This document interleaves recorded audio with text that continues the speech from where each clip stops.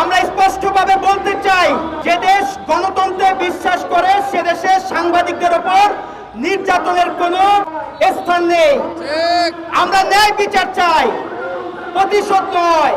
আমরা নিরাপত্তা চাই, দমন নয়। আমরা সত্য বলার স্বাধীনতা চাই।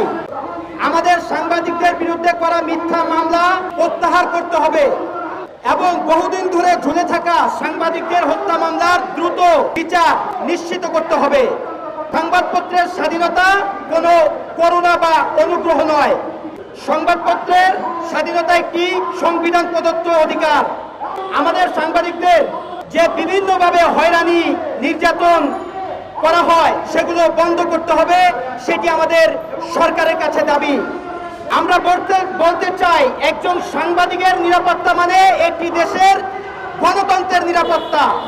অথচ আমরা প্রতিনিয়ত হুমকি, মামলা, হামলা, হয়রানি আর মিথ্যা মামলার শিকার হচ্ছি। এটি কোনোভাবেই গ্রহণযোগ্য নয়।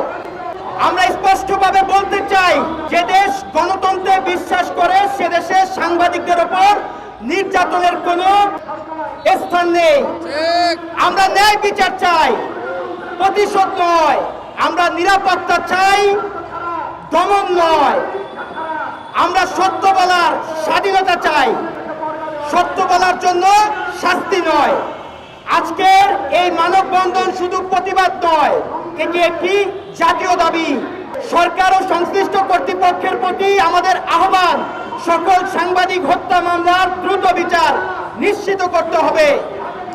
সাংবাদিকদের নির্যাতনের দায়ীদের আইনের আওতায় আনুন এবং দেশের প্রতিটি গণমাধ্যম কর্মীর নিরাপত্তা নিশ্চিত করুন।